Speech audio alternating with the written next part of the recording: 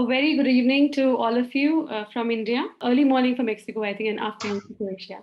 So I welcome you all to our session Group 9 from New Delhi. First and foremost, I welcome all our participants. That's Professor Danko, who's joined us from Croatia, Suruchi Singh, who's joined us from Noida, Lenika Jacob, who's joined us from Bulandshahr, Karthik, who has joined us from Jaipur, Rajasthan, Anup, who has joined us again from Delhi, and Dr. Rohini, who's joined us from Chamba, and our historian Roberto Velasco Alonso from Mexico.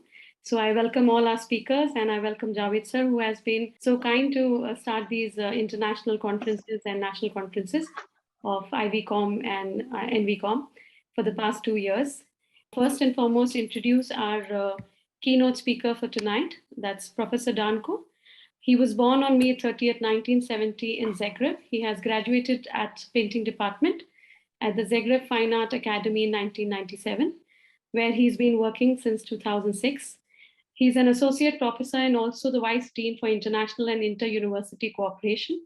He's a member of Croatian Association of Artists and a winner of several international and domestic awards for his works, which are part of many private and public collections. He has exhibited in more than 50 solos and over 200 group shows in Croatia itself, and also abroad, in which are a few of the countries like Rome, Vienna, Amsterdam, Berlin, and USA, and many others. And he will be speaking on creative derivations for today. And I welcome Professor Danko, and I would request him to present his paper. Thank you so very much. So, very happy to see you all. We're gonna be creative.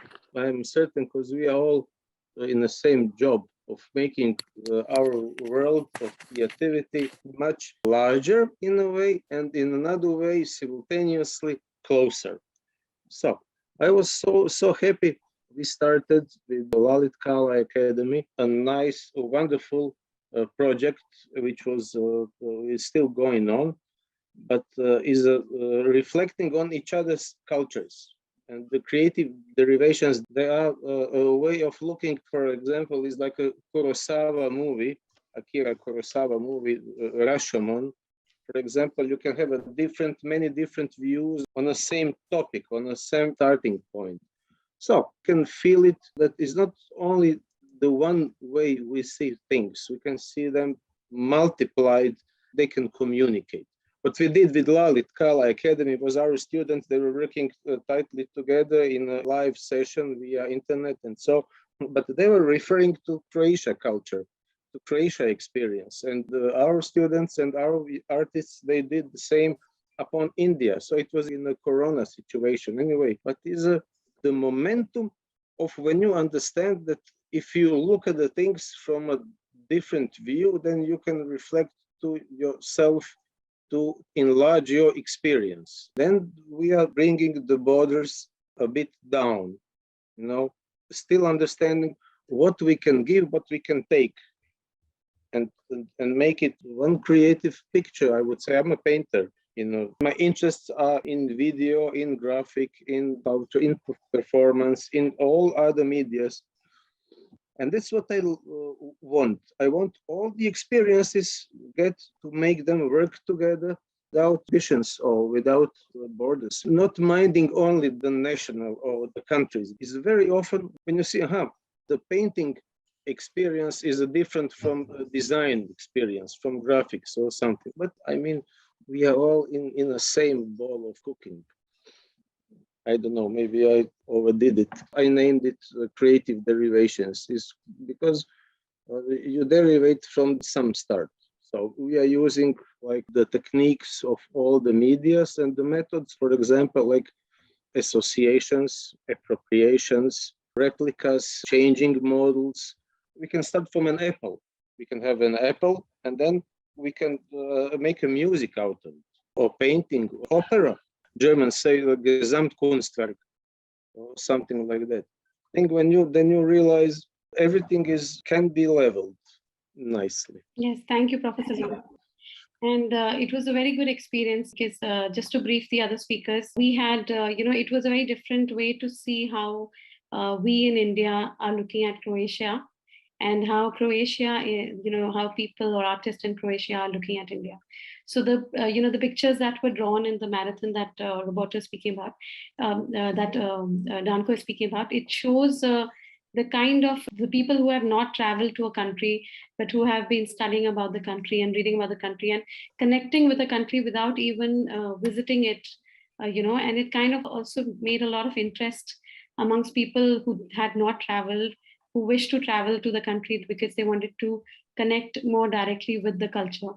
And such kind of live events, they get telecasted, and they are there for others to see long after the people have painted and moved on. That was the young blood which was very much visible. Yes. The complete event. So that was, and it was really a creative derivation from the normal sort of paintings that we do. So it was quite amazing. And thank you, Professor Danko. And with the permission of the chair, I'd like to request to welcome Suruchi Singh. Suruchi is the founder and director of Charismatic Crayons, which is a private limited company. It's an aggregator of handicraft artisans spread across India. Along with this, she also runs an initiative to empower and further skill developing with the initiative, especially for rural women, which is also called She for Her. She's a mentor of change for her last 6 years with Niti Aayog, which is a government body which has been trying to work on young startups. And she's been a mentor and coach with Business Blaster, Government of Delhi, and Google India. She's a mentor with Founders Institute, mentoring startups worldwide. She was also nominated to represent India on Women and Entrepreneurship by the US Embassy in New Delhi, and is a proud alumni of the prestigious International Visitors Leadership Program at Washington, DC. So I welcome Suruchi. She will be speaking on women in economic upliftment through entrepreneurship. Welcome, Suruchi. Hello, everyone. Very good evening. And it feels so nice to be a part of such a wonderful group. Danko, it was great listening to you. Thank you for sharing your thoughts. So I think the work that I do is a lot with marginalized women artisans. They are spread across India. And what basically we do is we try and get innovation done in their work. So maybe there are 2 or 3 forms of art that are present. India is rich of these, handicrafts, textile. There are different kind of work that is being done across. So every state has a specific pattern that has been followed. Every art is called in a different name. So what we do as an organization is we, get together 2 forms of art and try and create a new product, a new textile, a new handicraft, so that every artisan keeps getting business throughout the year. I'm an entrepreneur, so I talk the language of business more. Sorry. So, but this is what I do, amalgamating the contemporary art with the traditional form, trying to come out with different products. And that is the way, we try to, I will not say change the form of art that exists, but tweak in a bit and get different products made at different levels. So we have been doing this with almost 350 artisans. They are spread across India. And now we have taken this program international, and the initiative is known as She for Her Global Artisan Initiative. And this is in Algeria, Pakistan, Sri Lanka, India, and China.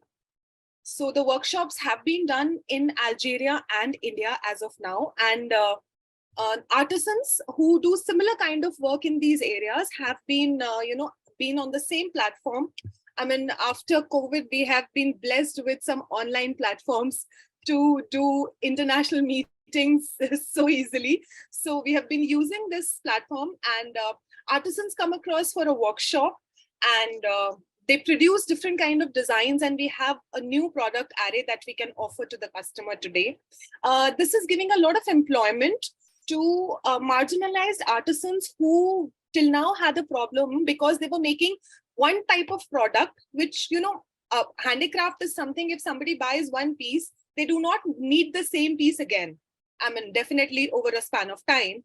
So what we try and do is every quarter, maybe, or with every festival, India is a land of festivals. So with every festival, we have something to offer, which is an amalgamation of different, arts that is available across India. So this is how we are trying to help these artisans across and do our little part in, the creative field, I mean, being entrepreneurs, we definitely are more focused towards getting business to these people, but then we don't try and leave the art behind. We don't try and leave the artisan also behind. We're trying to build this community so that these artisans keep getting work and they innovate on their products on their own. So we create small community leaders across different states so that these community leaders can have meetings with the other states and come up with a new pattern and design when we think about handicrafts and textiles. Thank you, Suruchi. It would have been wonderful to also have a look at the works that you have been promoting. But I'll just try and share something. Sure. That would be great if we could see at least a few of the works, because having the international audience, a lot of people would not be aware of the kind of works that you're talking about. So Yes. having a look at the works will really give us an idea. Absolutely. I'll just share a couple of them in a while. Yes. You can share your screen so that we can have a look at them. Yeah, I'll just arrange and I'll just let you know. Yeah. Sure. We'll move on to the next speaker. So for the next speaker, we have Linika. And Linika Berry Jacob has worked in the area of social communication for over 15 years with advertising agencies like Lintas and JWT. Her interest has been in arts, culture, heritage, and environment stems from her background and upbringing in a small but iconic town of Bulandshahr. And her topic for today is, of course, reclaiming the cultural narrative of Bulandshahr legacy. And it is amazing to see how one single individual has managed through her constant cracking of the surface, and she has managed to get everybody on board, including the state government, which being an Indian myself, I can say is not easy in India or even in any other country. I think it's always harder to work with the government sector than to work with the private organizations. So she has managed to break the line, and she has managed to work with the state government and has been doing a lot for a lot of tier 3 states and stuff like that. So without me talking, and I would just invite Linika to present her topic, please. Thank you, Gayatri, for this invitation. If you could enable my screen sharing, then I can present Bulandshahr. But good evening, everybody, and it's an honor to be part of this. Can you see my screen, everybody? Because yes, we can. Is it visible?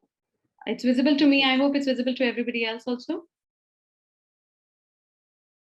Is the screen visible? Just cross-checking. Yes, it then is. I can continue. Yes. All right. Okay, great. So, I run a not-for-profit for arts, culture, and environment, and I was explaining that a bit earlier amongst the speakers. There's a gap, the cultural fabric, in terms of not having tier B towns or cities articulated in the India's, a lot of the arts and culture is very metrocentric. The background from the Kala Chaupal has been to have a concerted effort in creating and articulating from different geographies, and also bringing up front, lost histories or lost narratives, but from the artistic point of view, and, using heritage as a base point. So the Kala Chaupal was started in 2017 by me. The idea was to actually work towards, coherent projects. Bulandshahr is very personal. I come from this city. It's a very small district in Uttar Pradesh, not very well articulated. It has, a very, very long but lost history. So the idea was to actually see and galvanize citizen forums to rebuild the arts and culture narrative using heritage as a driving force in the city, so as to also grow the economic opportunities through a cultural centric approach. So it's it's like a 360-degree approach to developing prosperity, also building tourism to the city. It has a colonial history. It also has an ancient history.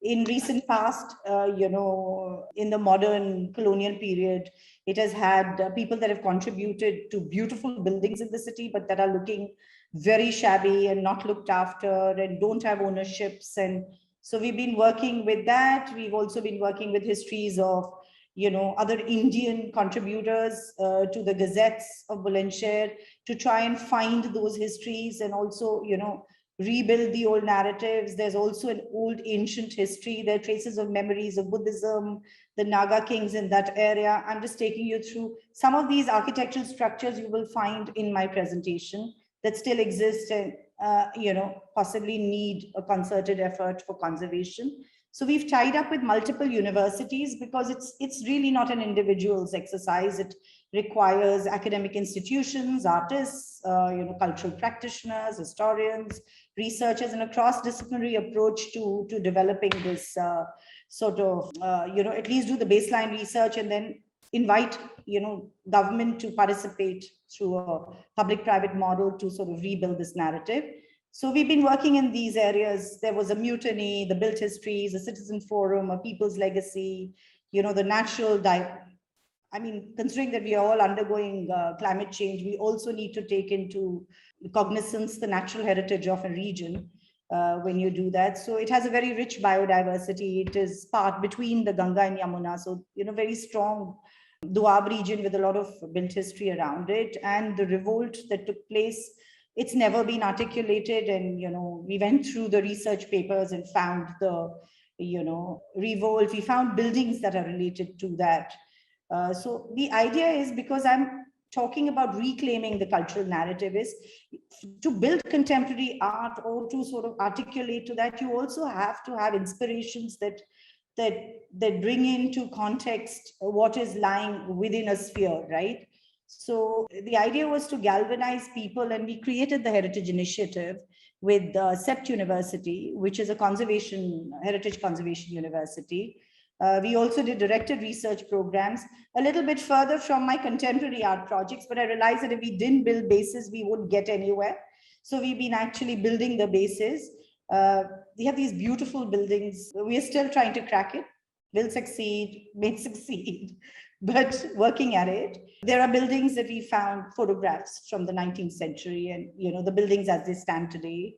And also trying to, this is a very strong Indo-Saracenic sort of influence on these buildings. So this got Islamic architecture built in with Hindu architecture using red sandstone. We've also created a special committee with the local administration to try and work on the heritage conservation exercises. The idea is to then at least build signages, involve local arts and crafts, sort of articulate, give economic opportunities to crafters, but using heritage and histories as part. And then we've also used this opportunity to look at the endangered biodiversity that exists in the water region, and also use that from the art and craft perspective, and use environmental practitioners that are from the artistic environment to spin off stories or thought processes around this. But that meant for us to first get the data together, which we've done. We are eventually looking to build fairs and artistic sort of, smaller events that will lead to opportunities at the local level. And I just wanted to thank a lot of people that have been part of this journey. But I think this is it. This is the work so far. We're tied in with the state now to work on cultural tourism, because eventually all development of culture and art should feed into, tourism, and that feeds into economic opportunity. But thank you so much for listening. Thank you so much, Renika. That was really very nice to see what you've been doing at Bulandshahr. And I'm really hopeful that this, it's like the first project. So it's like it's something which can happen also for other cities. And, because it's very important for, I think, each individual which is coming from each city to know its past and to be aware of what is there and what has been for each city, because there's so much of history and there's so much of past. And we kind of, we have a very short-term memory, but the cities don't have at all. And we ourselves have very short-term memory. So it's very important for us to know. This is something which can be taken on for other tier 2 and tier 3 cities. Because sitting and being born in one city is one thing, and knowing it is another. So this is really a great sort of work that you've been doing for your city, and I hope that you will continue to do it for other cities as well. Yes, the idea is to actually build pilot projects that are replicable. So yeah. Yes, I think it's a very good incubator sort of a space that it can be trained. You can train other people, and they can do it for their move on, and it can be Because especially when you go to abroad, any European country, Mexican country, every city, it has a lot of signboards, it has a lot of information that any person who's just, landing there can get about that particular city or country, which is kind of lost when it comes to India. So it's a really great job that you're doing.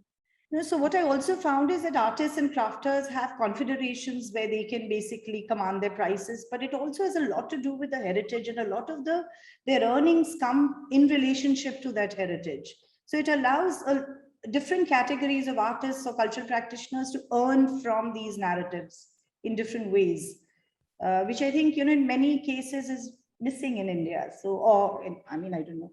It's very true, and plus, I think it should also be incorporated in the educational institutes. So like schools and colleges, especially which are belonging to that city, should have at least being shared it with their students, so they are aware of where they're studying and what they're doing. So that's very important, and thank you so much. And we'll have our next speaker, who's Karthik Gagar. He's the face behind the vision of Rooftop. He has envisioned a world where art is no more a luxury, but a necessity to live life fully. Karthik is an avid traveler who has embraced the little experiences on his walks, talks, activities, experiences. He's always keen to know the unknown, find the unfound, and discover the undiscovered. He wished to make traditional Indian art available to the world that has still not seen the real creative heritage of India. And he has unraveled the art and culture scene of India, which was unorganized and scattered otherwise. He has decided to complete the art puzzle, and he met, conversed, and won the trust of major senior master artisans and passionate artists from India. In short, Karthik built a platform, which is also known as Rooftop. And that platform is for where every art lover can interact easily with their favorite artists. As a sharp entrepreneur, Karthik brings his financial and managerial expertise to drive this new startup and its other verticals, which are like Rajasthan Studio and India Chalk. Today, he'll also be talking about bridging Indian art and art experiences together. So I welcome you, Karthik, and I have given you, I've given the co-host option to your, so that you can share your videos and there's no hassle. I hope you have received that and you're able to, Rooftop is able to log in. Yes, yeah. Thank you, Dr. Gayatri ji. And I think I'm very happy and excited for a young entrepreneur, kind of getting this platform, starting from how Danko mentioned, and, there's so many things to explore in just one session, and fabulous presentation on Buland Chair. In fact, I was not even knowing that it is so close to NCR, and what a lovely presentation. And, Sruchi ji, I think the work you're doing and the workshops you mentioned about Algeria, I'm so excited. I think I'm going to reach out to all of you. And, so definitely, I think what Gayatri ji mentioned about, the introduction. So that's what I love doing and I've been doing. I think about, talking about the journey, over the last 4 years, it has been crazy. I think I would definitely talk about in, bits and pieces, how it all started and where are we and what are we looking at. But majorly, I would want to start with, expressing this thing, which, because every day, the more and more energy as a team we put in, we realize that Indian art forms are untapped. They are so unstructured. And if you look at, globally, creative learning is on the rise over the last 15 years, but India is not enjoying the same growth. And today, my job is basically, what I love doing is connecting to artists, whether it is a Madhubani artist in Bihar or a Kerala mural artist in Kerala, the Varli paintings in Maharashtra, the Cherial art form, the Cherial family from Andhra Pradesh, the Fad and Pichwai art forms from Rajasthan. I think all the artists, if you look at over the last 20, 25 years, a lot of things have changed. The thing is, the real potential of art, or if you look at the real potential of an artist, is so, underestimated. And it's so, there's no quantification in terms of, there is no platform, there is no reach, there is no standardized way where artists, first of all, can connect with each other, number one. Number two, if you look at the population, if you look at the current generation, when you talk about millennials and Gen Z, all of them, they are definitely looking for something which is experiential. That's how it all started 12 years back, when, imagine a chartered accountant not liking what, the routine consulting job, but enjoying experiential learning through curated walks or through, connecting with the history, connecting with the culture. But obviously, at that point of time, things were very different. I had to, money was, more important. I would say, the career growth was more important. But today, when I look at it, over the last 10 years,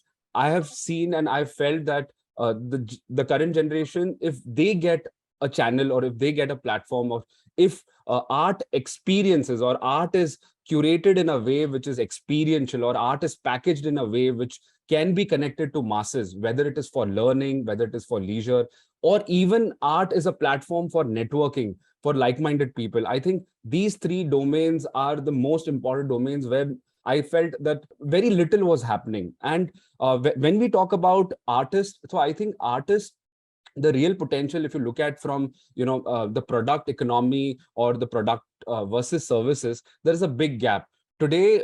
Statistics, in fact, more than 80%, the current generation, they prefer experiences over things. That's where it all began today. Young 25-year-old young professional would not want to buy furniture versus they would want to spend on travel or something which is more experiential. That's where I think the need or the intervention is very, very important. And we've been seeing it over the last 3 years, whether when we started with Rajasthan studio and then we scaled it to rooftop, whether it is India Chalk or even our not-for-profit arm at Athun. So experiences is what we do, and curation, I feel, is what we felt is the need. And and I think that's where it all began with. To tell you more about how it all started, so back in 2017, 2018, after kind of realizing that no, I need to take the step, I felt that investing time and investing energy in the sector, the experience economy sector, is where my first baby steps were. But after connecting and consuming like 250 experiences in more than 18 countries over a span of 1 year, I think that's when I realized that no one was actually solving the root problem of sustainability. How do you connect art, culture? How do you connect something which you can do for the next 50 years, or something which you believe you can create an ecosystem where you can have a community-driven approach, where you can connect the essence, when you connect the roots of a particular place to someone who's looking to maybe for learning, maybe for exploring, maybe just as an activity. So I think it all started through consuming experiences. And specifically in India, when we were consuming, in pockets like Delhi, Uttar Pradesh, Goa, Maharashtra, Rajasthan, I felt Rajasthan as a perfect pilot place to explore, because there's so many things to explore, so many tourist attractions, well hospitable, geographically well accessible, connectivity and everything. So in 2018, we started with Rajasthan Studio. Now, Rajasthan Studio, what we did is, imagine today, what is the best way to explore a place through, like the culture or through art. So imagine you land up in Jaipur, and obviously you want to make the most of it. Today's generation may not be necessarily want to, they don't want to, just look at attraction. They want something where they have more control on their travel, where they connect with the locals, where they connect with the city's passion, where they connect directly with the city's culture. What we curated is, we met these national award-winning artisans one by one. Now, Jaipur is definitely a hub of various art forms, whether it is the Meenakari workshops, or the juti making, or the Katputli, or the rice writing. You talk about the gemstone or the carpet weaving, or the block making to block printing. I think this is where it all began. The idea was to meet these artisans and understand how the entire process works. For making it travel friendly, what we did is we chalked it out in a way where anyone who takes a workshop, say in a travel friendly time of say 2 hours, 3 hours, 4 hours, they not only get to visit the artist's place, the artist studio, they also know about the art form, they know about the art history, but they get to co-create on a small canvas with the artist himself or herself. And whatever they create, they take it home as a souvenir. So imagine you've come to Jaipur. Jaipur is obviously a hub of, say, gemstones, but the entire element, the entire experience, the entire personalization of when you take a gemstone carving experience in 3 hours with, say, Prithviraj Kumawatji, who's a national award-winning artist, and you get to co-create with him, and whatever you create, you take it home as a souvenir. I think that itself is the best way, because you have the most passionate person of that city who would know the history of that city, who would know the history about the art form, and anyone who's taking that workshop or experience would get authentic stuff, would get something which is they've created. So, and I think it was a pure win-win for all the three, you know, for art as a whole, for the artist and for the traveler. So that's when we started. So today, if you land in any of these three cities, Jaipur, Jodhpur, Udaipur, in any of these, you know, great places, either the airport or you get these brochures which talks about, these workshops. And I think that's how it all started. Now, the real, what really happened is when we started, after a great 9 months runway, the pandemic hit us.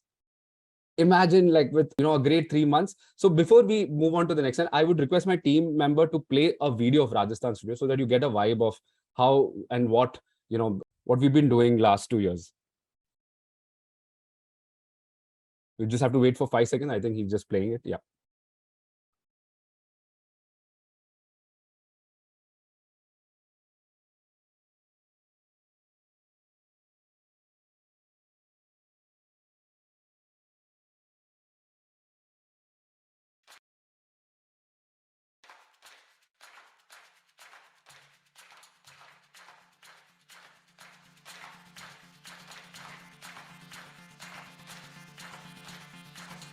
Yes, Martha. So how's your experience?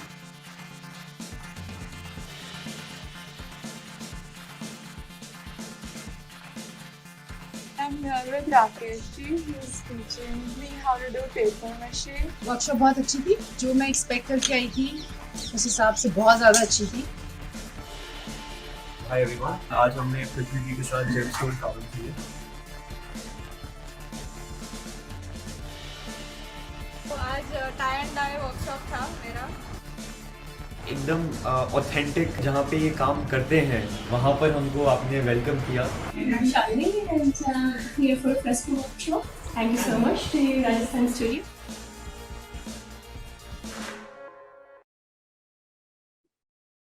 Okay, I mentioned to you how the pandemic hit us. I think the only thing what we felt was leveraging our connections with the master artisans at that point of time and trying the virtual way. So, you know, from connecting, you know, like-minded artists, and it all started with the circle community.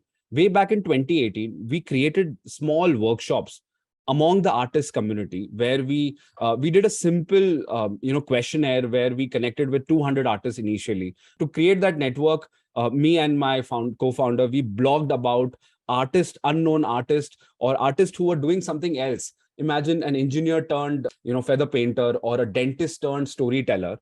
In a small community in Jaipur, we wrote about them, and we created the 200 community of the circle community. Now, every week, we used to have 2 or 3 workshops for 10 or 15 artists, purely free of cost, purely connecting passion and interest. So at the time of registration, what we did was we took out interest of all the artists. You know, like maybe a feather painter would have an interest in photography, would have in ceramics. So all the interest helped us to kind of invite specific artists for curated workshops of a specific passionate artist. Now this happened, and it gave us a lot of value that these experiences are needed. They need to be packaged, and execution is what we've believed in the last 4 years. And we did almost 29 such workshops in a span of 4 months, and we created a community of 250. Now, once the pandemic hit us, we did this all virtually, and because of the technology, technology helped us to scale it from 250 in the span of 2 years. We could scale it to 2,500 artists, where artists have taken more than 60,000 unique experiences. So that is where I think things changed completely for us. What we realized is painting art forms are very co-creative. They not only have an angle of learning, but they have multiple benefits, or they have multiple reasons why people connect. It's just not about exploring. It is also about co-creating, networking, and also something which can be engaging on a daily basis. So we have 1,600 artists from 192 towns of India who've been actively attending workshops over the last 2 years.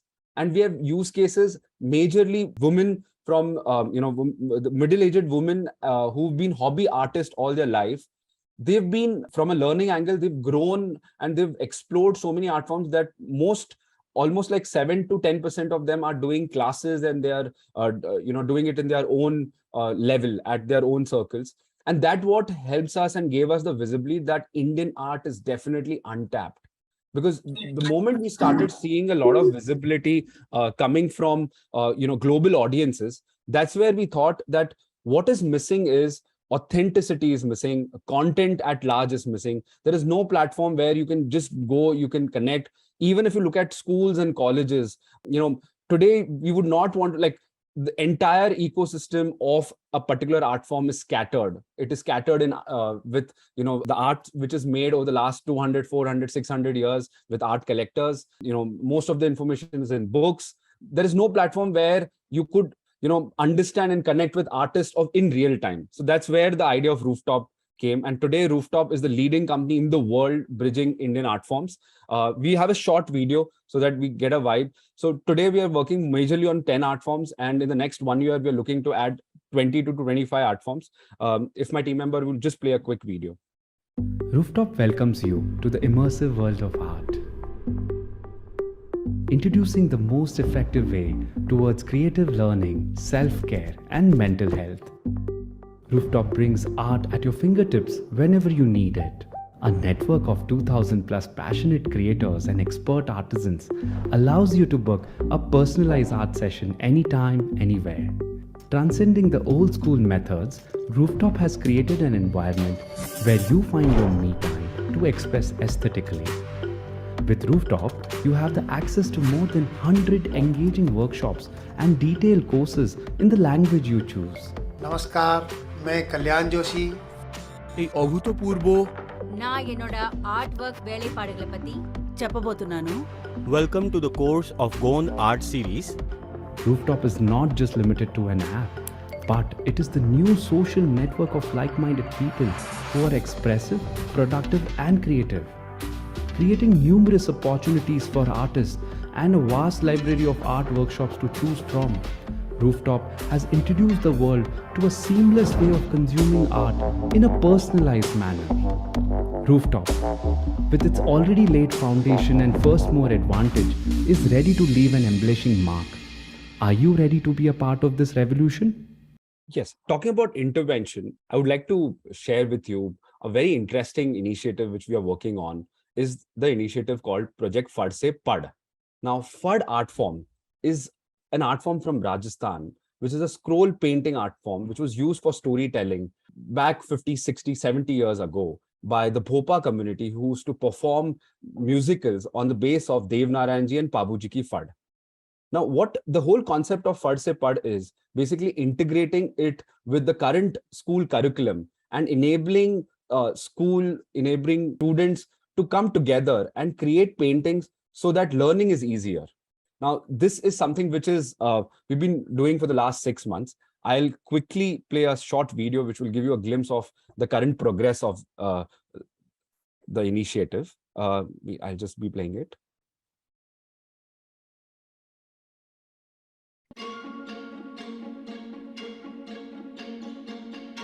Rooftop, in association with Maharaja Savai Man Singh II Museum, presents you Pad Se Pad, an art-integrated learning program orchestrated between 60 schools from Rajasthan and Delhi to transform the usual classroom experience. See how through the folk art of Pad, students have unraveled their everyday school lessons and learnings onto the Pad scrolls. It was a really nice experience. The way every day we did a bit of it. Every one of us were coming and then doing a little part of it. In the whole process, everything was so nice. Working with teachers, students, and art experts across states, we would like you to extend your support and be part of this engaging endeavor that brings together the nuances of traditional Indian arts and learning in a fun, collaborative, and effective way. Join our movement to make education more experiential and engaging. Yes, looking at the time, I definitely have a lot of stuff to share with my experiences. But definitely one thing is for sure, what as a brand, as a young team of 60 people in Jaipur and Mumbai, we've been doing. We feel that we've not done anything over the last 4 years. We feel that there's so many mistakes we've been doing, but I think the whole journey so far has been so exciting. And connecting with all of you today, and I would like to definitely thank the platform and Dr. Gayatri ji for giving us this opportunity. For us, I believe that if bringing the culture of enabling or validating art creators is very important. That itself is the first step. So creating that ecosystem, and that then having everyone engaging through curated art experiences, I think that's how it all begins with. So back to you guys. Thank you so much. Thank you so much, Karthik. That was indeed a wonderful presentation. And I think all of us really thoroughly enjoyed all the videos. And it's also amazing as to what you have been doing and what your team has been achieving in the short span of time that you have been working. So it's quite amazing in that manner. And, the best part is that you have been going all the way through to people. And I don't think it's just the rooftop, it's the root, which you are kind of reaching. So that's amazing. It should be from root to roof. So that way it's amazing. And plus also, I think bringing in the students from the schools has been very good move for you, because what has happened is that a lot of time we are so caught up with the contemporary art and contemporary society and what is happening politically around us, or as you would say, the influence of the Western culture also, that we are kind of losing track of our own roots. We're not looking at where we are coming from, what our Indian art is about. Until the time we don't have the sensibility of our own art form, you really cannot appreciate anybody else's art form, because the root of all art is the same. And as a child, the first thing that a child does is not write ABC, but that's the first line that he draws, and he's trying to represent or make sense of the visual world around him. So making sense of the visual world around us through our own roots, and how our artists have kind of picked the world around us, is, I think, the best, it's the purest form of understanding any culture. So it's hats off to the good work that you're doing, and thank you so much. And we have our next speaker, who's Anup Varghese. He has been heading the production development at Terrain Art for the past 3 years. He is a certified blockchain architect from Kerala Blockchain Academy, and he has helped set up India's first NFT art marketplace, Terrain.art, and has 12 plus years of experience building software solutions. And he'll be speaking about the NFT authentication in art and museum. So without taking much of your time, I would request Anup to share his presentation. Thank you, Dr. Gayatri, for that introduction and for this opportunity as well. And it's great meeting all of you. Let me just see if I can share my screen quickly. Hopefully you can see my screen. Yes, we can, Anup. Okay, perfect. So as Dr. Gayatri was saying, I am heading the product development and strategy at Terrain.art. Terrain.art is a platform that's about 3 years old, and it's founded by Aparajita Jain, who is a co-director at NatureMort, which is one of the premier contemporary art galleries in India. Terrain.art came up based on all of the issues and problems that Aparajita has faced while working in the art sector over the past decade or so. And she realized that there is a space for an online platform that can tackle a lot of the issues that are coming up. So one of the things that we aim to tackle is to provide an accessible platform for all of the artists, creators who generally do not get the visibility, especially among the collectors, because of the way the gallery system works currently. Our platform is based on 3 main pillars. One is the education section, which aims at kind of simplifying the way that people look at art, or to provide a way for people who are curious to learn about art to find ways to learn about it without being intimidated. For example, if you want to understand what abstraction is, figuration is, portraiture is, we create short videos around all of these and publish them on social media and on our website as well, so that if someone's interested in it, like within about 90 seconds, you get to learn about it using examples from Indian art itself. The second pillar that we have is our Explore or Discover platform, where we work with artists, creators, mostly from India, but slowly from across the world, where we are working with them to have curated selections of their artworks put up on the platform. We create online viewing rooms or exhibitions, weaving a narrative around their practice so that people are able to get more familiarized with their practice. And also we create short videos where the artists themselves talks about their inspiration, about how their practices started and where they are evolving as well. And the last pillar is more to do with what we are going to talk about today, which is the archive model, where we are using this technology NFT to create an authentication layer for any physical artworks, whether it can be artworks, it can be collectibles as well. I'll get into more details in a second. So to start off, just to cover a few very, very basics about blockchain, which is the underlying technology on which NFTs function. Blockchain, the difference between how information is stored on blockchain versus on a traditional website is, in a traditional website, the information is generally stored in a single server or in a controlled server environment, which is accessible only to, or rather not accessible, but the control is within a particular company or an organization. Whereas in blockchain, the information is spread across a network of computers. No single organization or entity or individual has control over it. And the information once stored on the blockchain network, it's immutable. It cannot be tampered with. It cannot be edited, deleted at all. And it allows us to create applications on top of it as well, which are known as decentralized apps. So the term NFT became a part of common vocabulary, probably through this incident, which was the sale of a $69 million sale of an NFT that happened a couple of years ago. The term NFT stands for non-fungible tokens. The difference between a fungible asset and a non-fungible asset is a fungible asset or a token, it's identical. Like, for example, the currency notes. So the value of one $5 currency note and another $5 currency note is exactly the same. If you were to interchange both of them, it doesn't make any difference at all when it comes to the value of it. Whereas a non-fungible asset is something that cannot be interchanged. It is a unique asset itself. So the NFT that is created is a digital fingerprint of whatever the asset is, whether it's an artwork or whether it's a collectible. This digital fingerprint is then stored on a blockchain network. And because of the properties that we looked at earlier, it cannot be tampered with or edited with. So once the information is stored on the blockchain, it is secure and it is visible to anyone who has access to that blockchain network.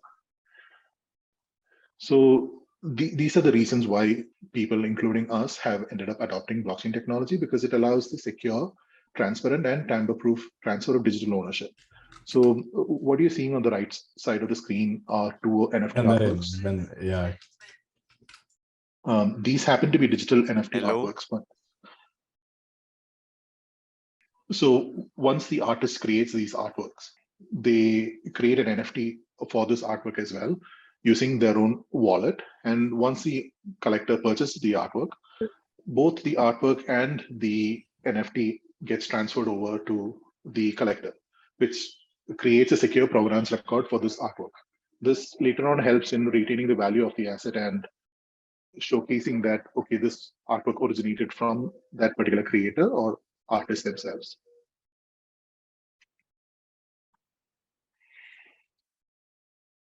So moving on to how we are using it as a solutioning for the arts and the museums, one of the main problems that we have noticed when working in the art world and working with private collections or museums is the lack of clear provenance records. This is primarily because most of the information that is available so far is in paper form, which is generally a certificate of authenticity.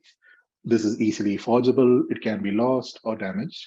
And this causes a lot of disputes when it comes to the origin of the work, the value of it, and so on. So how we create a solution for it is by authenticating every single artwork created by the artist, and by having an NFT associated with each artwork. And that NFT will have all the information regarding the work, including a thumbnail of the artwork image, the who has created it, the wallet details of the creator, when it was created, the title, medium, dimensions, so on and so forth. So that at some point when someone wants to authenticate the information of the artwork, they will be able to refer to the blockchain where the information is permanently stored. This is an example of the information that is captured about an artwork on the blockchain. So you have information about it, the medium, who the artist is, art field, and with museums and private collections and all.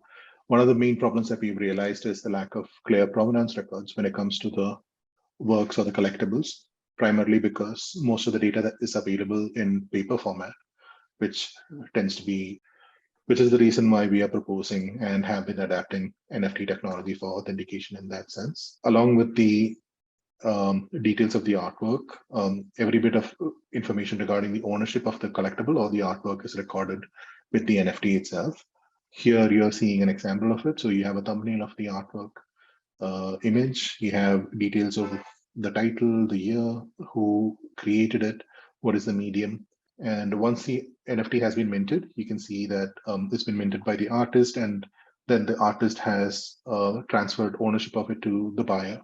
And it also shows information regarding who the current owner of the NFT or the artwork is. By having a system like this, we completely eliminate the dependency on any form of certification that can be faked, forged, or lost. Any information regarding this NFT or this artwork is permanently recorded on the blockchain. So 10 years down the road, 15 years down the road, if someone wants to track where this artwork came from, how many transactions have happened, what has been the valuation history for the artwork, so on, all of this information will be permanently recorded on the blockchain and is accessible to anyone. Depending on the use case, whether it's artworks that are publicly available for purchase or through auction houses, or whether it's artworks or collectibles that are stored in a private collection or a museum, the level of information that is available to the public can be controlled depending on whether the information is stored on a public blockchain or whether it's on a private blockchain network. All of that depends on the use case. And the last bit that we are doing, where we're using another form of technology, is to physically tag the artworks. We primarily use two types of tagging. One is NFC tag, which is near field communication. Almost all debit cards and credit cards these days have one of these chips embedded in it, which enables you to just tap and make a payment. Another option that we usually use are QR codes. I will cover both of these. So any physical artwork that we create an NFT for and a record on the blockchain, we also assign a physical tag, one of these NFC tags, to it. So if it's a painting, we attach it to the back of the painting. The benefit of doing this is anyone who has an NFC compatible mobile device, which is most smartphones or iPads these days, would be able to very quickly get any information regarding this artwork by just scanning the NFC tag. This includes the details of it, the ownership history, the location history, or condition reports. Like, again, it's completely up to the owner or the organization on how much information is to be recorded for each work and is to be made public as well. So NFC stands for near field communication. It's based on a short range wireless connectivity technology. It enables users to quickly get information by just bringing the mobile device close enough to the tag. And these tags do not have any batteries in it. At least the ones that we are using, they are passive tags, which means that they are long lasting. Only when you scan the tag is it activated, and then the information is transmitted. These are some of the examples of the NFC tags that we use. The image in the middle is the most commonly used tag that we use because it's a tamper-proof tag. Once it's attached to the painting or sculpture or whatever collectible it is, if someone tries to remove it and attach it onto another artwork, a forgery, for example, if someone tries to tamper with it, the tag self-destructs, which means that once it's been attached to the device, no one will be able to remove it and attach it to another artwork. QR codes are a low-cost option that we go with, especially if it's a private collection where there is no scenario where public can have access to the tags, or like information doesn't need to be available for public as well. It's more for an inventory purpose, in which case a QR code is created, which has basic information regarding the artwork as well. This is pretty much it. We have been working with multiple organizations, both public and private sector, to do the solutioning. I see a lot of synergy with what Karthik is doing, which is like making art accessible. That is the primary mission. We are nowhere close to achieving it yet, but hopefully over the next few years, we'll be there. Thank you so much. Thank you, Anup. That was indeed a wonderful presentation. And I'm once again so sorry for the interference that happened. And I think IVCOM should be a little more, I think we need to be more strict with the links that we are forming and sharing and allowing people on board, because this sort of incidents shouldn't really be repeated. And I was so engrossed in your presentation because I've been knowing you and seeing you do this sort of creative work, and having India as on the NFT platform in a big way through Terrain Art. And it's amazing to see Aparajita ji, how she has personally worked in this sphere, so it's really good. And this is something, it's a great opportunity, because this is not just contemporary art, but also a lot of other art forms which are there, similar to what Karthik has been doing in Rooftop by having these workshops and stuff like that. That's one aspect. And then there's the other aspect of, it's very important in today's world to have these art forms authenticated, because I truly agree that the fakes or the amount of forgery that can happen when it is an artwork, it really loses, because an artist gives his whole life to his work, and each work is like a child, and it's almost like having your child lost in the world and are trying to find to find it. That's the sort of feeling that an artist would have once his work is forged or lost or something like that. And it's truly, these are individual creations, just like we don't want another Taj Mahal, and we don't want another Mona Lisa. We really don't want another copy of forged artwork. So that way, NFT is really helping the artists by authenticating their works. And been working with so many museums and been working with contemporary art and collections. This is something which I am facing on a daily basis, and I can see, that how do you authenticate a work? So the only way you can do it is if you're doing it when the artist is live and when the artist has created the work. So NFT really helps in that way, big time. And of course, there are many things that we can go on, and it's a non-stop sort of debatable thing of going into carbon dating and everything. But why not have a precaution rather than trying to go back and trying to restore somebody's identities? So that way, and it's great what you've been doing. And thank you so much. And we'll move on to our next speaker. That's Dr. Rohini Arora. Dr. Rohini has been teaching experience for 7 years in most premium institutes in India. And she has been associated with Delhi Craft Council from 2007 to 2013 in the capacity of a designer and coordinator on the project of revival of Chamba embroidery. And she has given direct interface with the artisans. This has also been her doctoral research, and she has extensively researched carried in restoring the traditional technique, rebuilding dyeing procedure using indigenous dyes, development of design catalog for the access to traditional design and motifs, and has created a range of products for diversification. So, and I would really like to thank Dr. Rohini, because she has joined in on a special request from my end, since one of my speakers, Ashwarya Sultania, who's been working with a lot of NFTs and stuff, but unfortunately she fell ill and she had a throat infection, and she was, she really couldn't join, so she was not able to speak. So that's one of the reasons. And Dr. Rohini, I requested her, and last minute she has joined in. So that's one of the reasons why, she's also a very special speaker for me today. So thank you so much, Dr. Rohini, and I'll give you the, you can share your screen and we can start with your presentation. Thank you so much, Gayatri ji. I hope I give complete justice to my presentation today, because though I have prepared it for the first round that you have proposed to, when you proposed me to have this as a presentation, so it was almost 90% ready, but I hope I make a justice. So I'll start with my presentation. It's a different kind of a presentation, as I've been listening to the earlier presenters.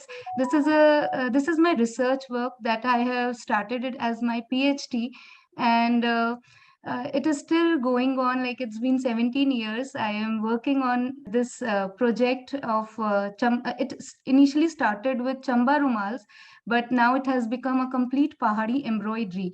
So I really feel like this subject is so vast that I feel that I've still not covered anything in this.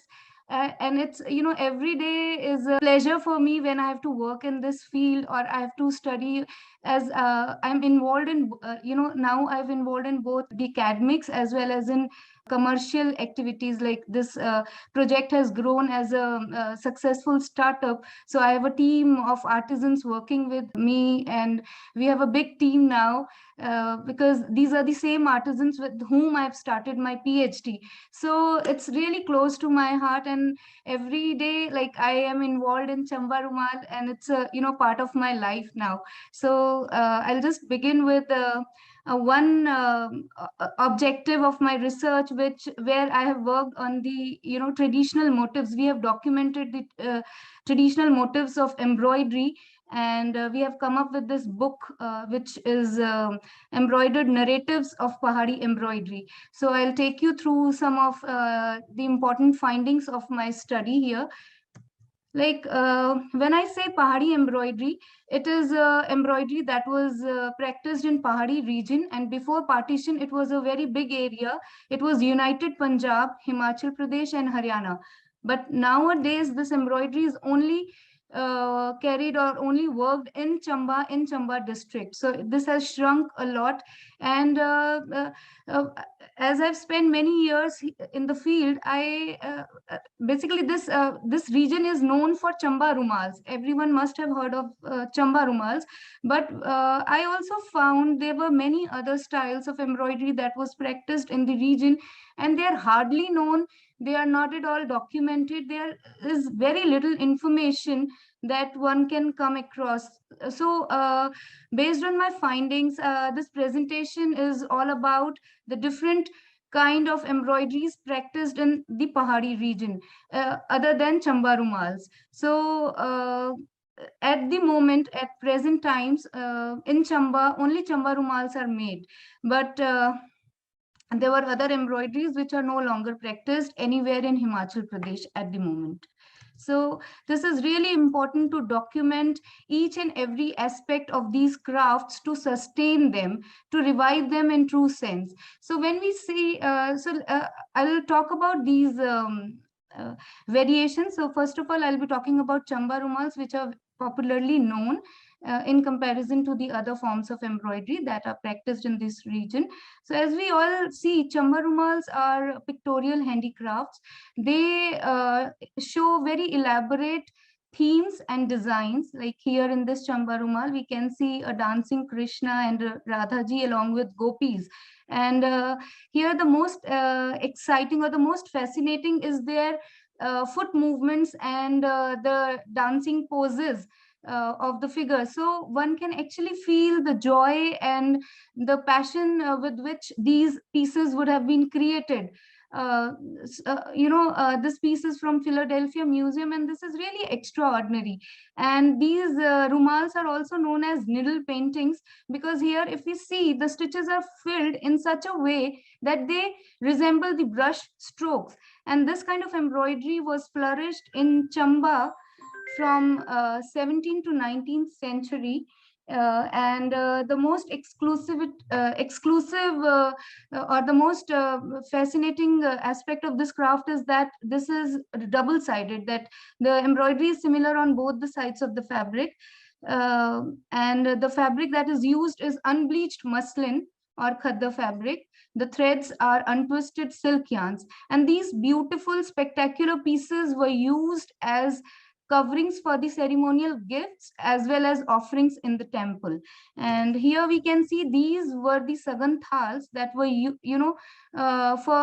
which were the gifts were kept over them, and then these are covered with these beautifully embroidered chamba rumals. Sometimes these bamboo baskets were also used. So these all these things are indigenous to Pahadi region. These thals are also made in Chamba. These baskets belong to Himachal Pradesh. This is the Nangal is the local bamboo that is grown in the region. So this has a beautiful usage. We can see how the natives create such beautiful this is the stitches so into it takes so much of time to make a small figure, and they have been composing such beautiful chamba rumals to for their special occasion. So this is really heartening to see to when we study them in their cultural and when we study their socio-cultural significance. So when we see the historical evidences, we could also find some miniature paintings where we can see beautiful coverings like this, and it shows here a rumal is covering a food platter to be offered to the deity, and there's another painting where we can see another rumal covering the platter. This is another miniature painting in a royal setting, and we can see a female embroidering a beautiful rumal. And other than these rumals, this region is also known for Pahari cholis. So this kind of embroidery was also done here in this region, and I'm talking about this form of embroidery which is hardly known. This is no longer practiced in the region. So this is really worrisome. Because Chamba Rumal still has attained, the people are still aware about reviving that craft form, but these kind of this form of embroidery is hardly documented and little known, and it's no where in Himachal this form is practiced. So if we see, this embroidery has its own charm. It is unique. It is different from Chamba Rumals in a sense that this embroidery is single-sided. This is not reversible. And it is different from Chamba Rumals in a sense that Chamba Rumals were made on white fabric with colorful embroidery, and here the background is colored, like we can see indigo base and red madder base, and embroidery is done in white. So this is totally a different way of doing making their apparel or making their household objects. And when I visited the museum, I could see this choli teamed up with very interesting skirts in khadi printing, and it has a very interesting border at the hem. So the similar kind of costumes, when I studied, I found these in miniature paintings of the region. So this was really interesting part of the study, where I could find indigo choli, and there's a red skirt, and it has a silver print, and it has a a dark background hem. And in another miniature painting, I could also see the similar kind of a costume with indigo choli with white patterns over it. And here we have a red skirt teamed up with a red skirt, and the similar kind of fabrics are also tied here on the drum. And while talking to one of the respondents, these are known as Dumane. This is a local folk musical tribe that travel during the local festivals from door to door. They sing lok sangeet, and in return they get these discarded clothes which they tie on their drum. So this clearly shows that embroidery was in their tradition, and it was a a very old tradition in Pahadi region. And other than these costumes, I could also find this very interesting chick hung over the door, and it has a similar color scheme and the pattern.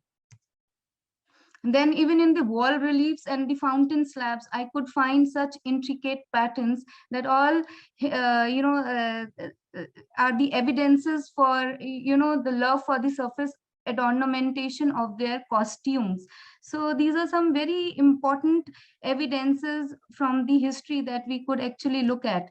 And from these all insights, the Pahadi embroidery can be divided into it has two forms, like the double face embroidery and the single face embroidery. And in double face, the embroidery is reversible, whereas in single face it is single sided. And here in double face we have chamba rumals and hand fans, whereas all apparels and household objects comes in these two categories. So I'll quickly take you through the various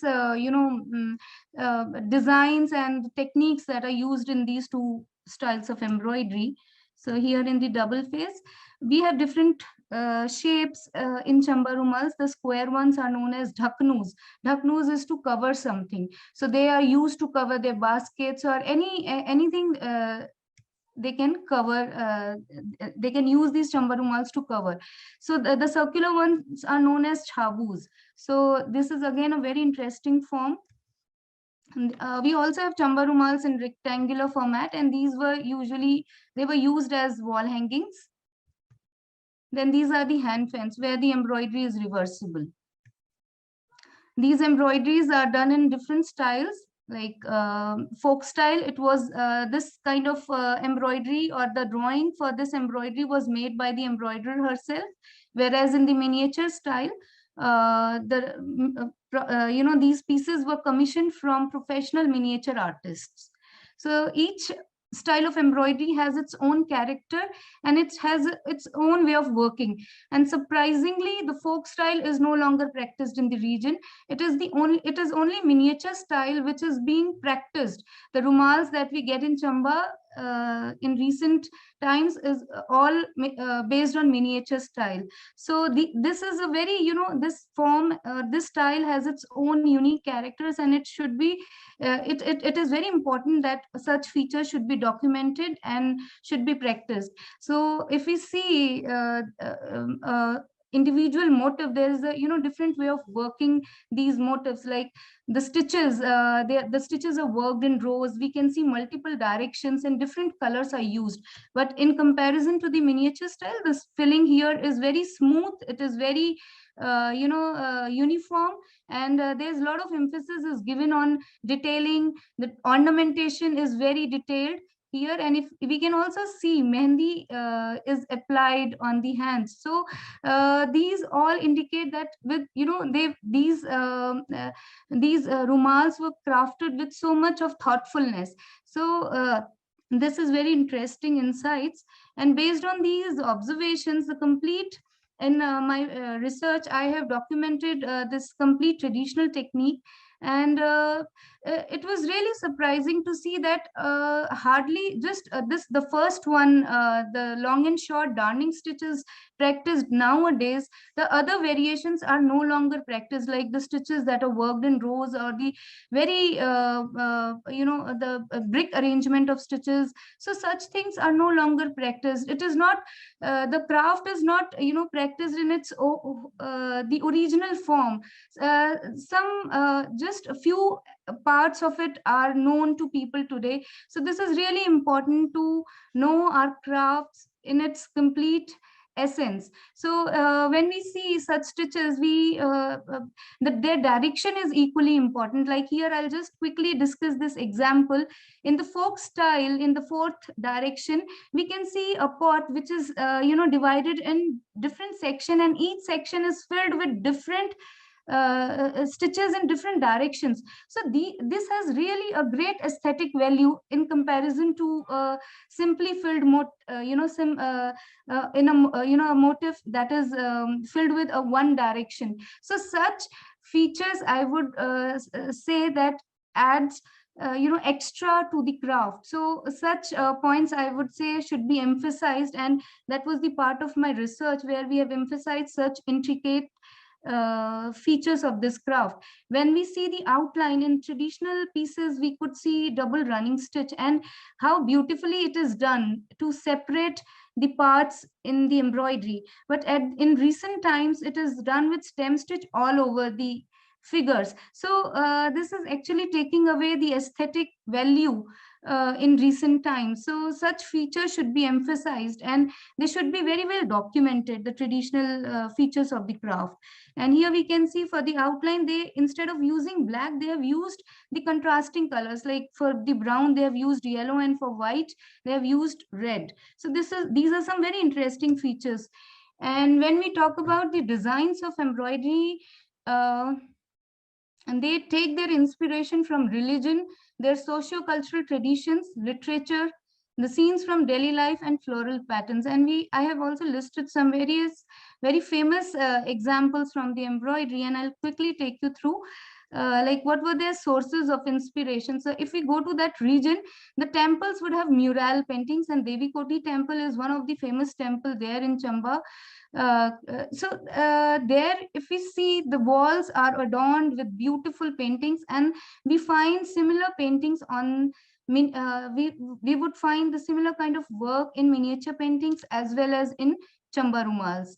So here one example I would show. These are the musicians that are that were drawn on the walls, and here in the embroidery we could see the musicians with showing the similar kind of musical instruments and similar costumes. So this is very famous, and we could find the similar music the musicians in various ways in embroidery.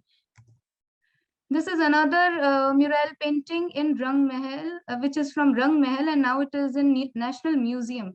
And Rang Mahal is located in Chamba, in Chamba town itself, and it has a beautiful mural paintings, and one could find similar kind of work in embroidery as well as in miniature paintings. Here, this one example, this is a miniature painting, and the embroidery based on the similar kind of similar painting. Both painting and embroidery, Chamba Rumal, is in collection of National Museum. So one can see how they have influenced each other. Other than these paintings and miniature paintings and mural paintings, architecture has played a crucial role. These are the temples we could see in the region, and in the embroidery we could see similar structures when temples are made. So some common themes based on religion are it's Ras, which is very well known. It is the circular circular dance of Radha and Krishna. It can be in folk style as well as in miniature style. We have different stories from Vishnu Puran. Here we have incarnations of Vishnu. Here we have Lord Vishnu lying on the serpent, so Shesh Naiya. And then definitely the Rumals were based on Ramayana, Mahabharata, and other religious books. Their socio-cultural traditions. This is again a very important source of inspiration for this embroidery, as these are also visual evidence of our cultural history, their matrimonial alliances. One could see the traditional costumes and social customs. So this is very important. Different representations of wedding scenes could be easily seen in Chamba Rumals, and they are really, really elaborate, and each one of them has a story to tell. This is again a traditional dance, Tilcholi, from the region. And please note the costumes worn by the figures. So they tell us a lot about the cultural history of that region. Then we have scenes from daily life of royalty, and hunting scene is a very common theme that is portrayed, and they show the strength and power. And interestingly, the costumes and weapons in these pieces are really worthy to note. So here are some very interesting pieces from different museums worldwide. This is a military procession, and many times we have battle scenes also. So these are really elaborate and highly, the work is of really good quality. Then they are also based on literature and poetry, and Ashtnaika is a very common theme. They are shown in different ways. And then we have floral patterns. They're totally different from what we have seen, the ones that shows that are narrative based, but these are very different. They are also different from Fulkari, but yes, we have various variations again. Now we come to the single face embroidery, which is single-sided. Like Chamba Rumals, as we have seen, they are made in folk style and miniature style. The single face embroidery, we also have two different ways of making that. The single sided embroidery is also seen in two styles. One is the curved designs, and the other one is the geometrical patterns. So here in we can also find them in miniature paintings, like the hem. Here we can see the curved designs, and here we have the geometrical patterns. So such findings were really interesting to see. And like cholis, we can also have waistbands, we have headdresses, we have choppers, Cushion coverlets and embroidered caps were also made. And the detailed documentation is done for double face. The single face documentation is also very insightful, and a lot of stitches were seen that are used to create these spectacular objects. Then the finishing stitches. And now I'll discuss my research intervention and how we have come up with this design directory. And I really feel that this is really important, because when I was working in the field, I realized that um,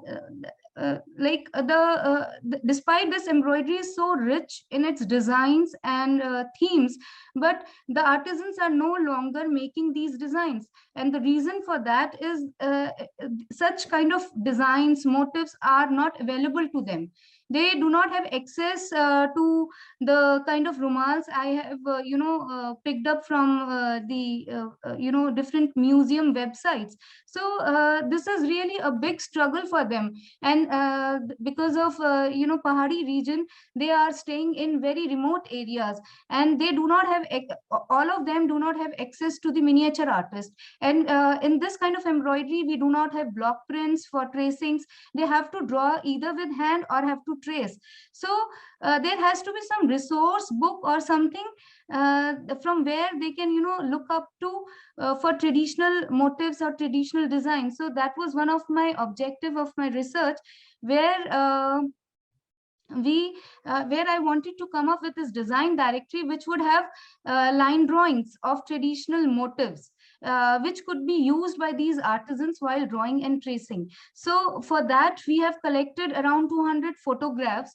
And from these photographs, we have actually segregated individual motifs like this. So different figures were separated, the trees were separated, all these motifs were segregated and separated from the main rumal. And then we realized that these motifs were not very clear because pictures were not of good quality. So we have to redraw them with the help of miniature artists. And here these drawn motifs have all the details clear. They were drawn with a lot of care and attention, because miniature artists were knowing all the essentials of they were very much aware of the basics. So they have drawn these motifs very well. And that is how we have collected a complete we had a number of motifs with us when we did this exercise for about 200 photographs of Chamba rumals. And then we have classified these motifs on the basis of nature, figures, borders, and miscellaneous category. And I'll be sharing some of my pages from my book, where we have this as a main category page, like nature. In nature, we have birds, animals, floral, and trees. And in birds, we have again folk style and miniature style. And we can see we have more than 1,500 motifs in hand. They are all indigenous. They speak so much about the craft. And personally, I enjoyed this so much because I could actually give personal attention to each motif. And it was really interesting to know that each motif has a story to tell. Like here we have number of folk style motifs, number of miniature style motifs. This is just a one page, and my book has more than 10 pages in each category. So this is really exciting.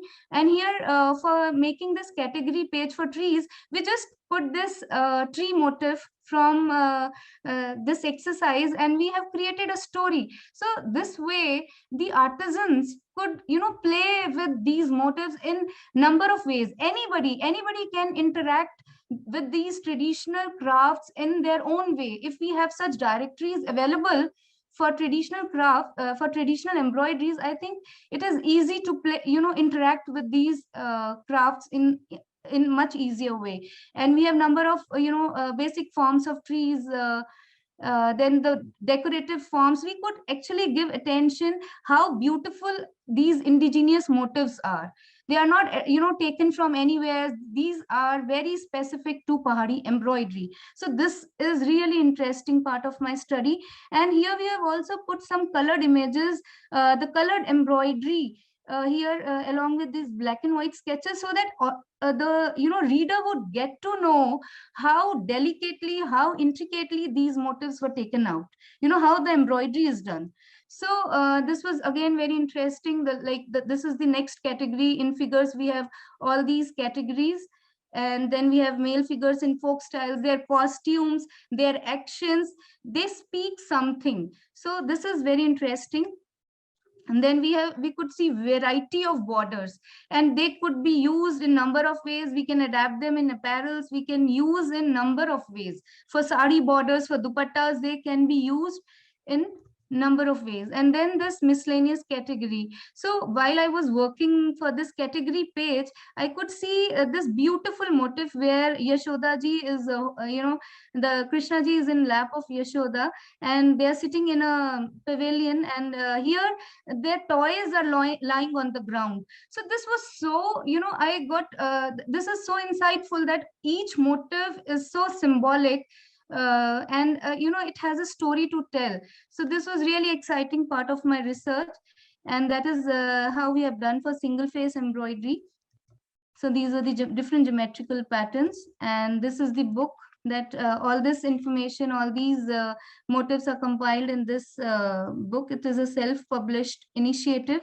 We have launched this book recently, and Honorable Chief Minister has launched this book. Now I'll briefly discuss our how we started. As I mentioned, it was a part of my research. So we had given some 4-5 inputs for the revival of this craft, and we have made some research objects. More than 120 research objects were made during my study with the help of my team. And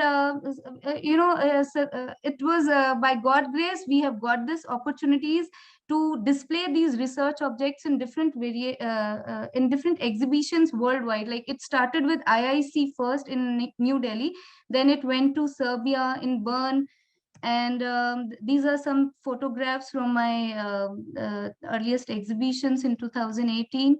This was the Parliament House in Belgrade, and this was in Switzerland. And this is the recent, this piece is recently exhibited in Sutra Santati exhibition that was going in New Delhi. And this was another recent one in Santiago, Chile, with the support of ICCR. And we have opened we have opened 2 centers in Kullu and Chamba, and now we are giving training, and our team has grown from 4 to 5 artisans to around 25 at the moment, and we are really happy the way our journey is progressing.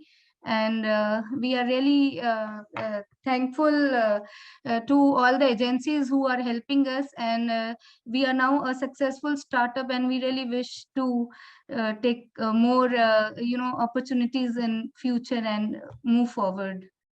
Thank you Gayatri ji.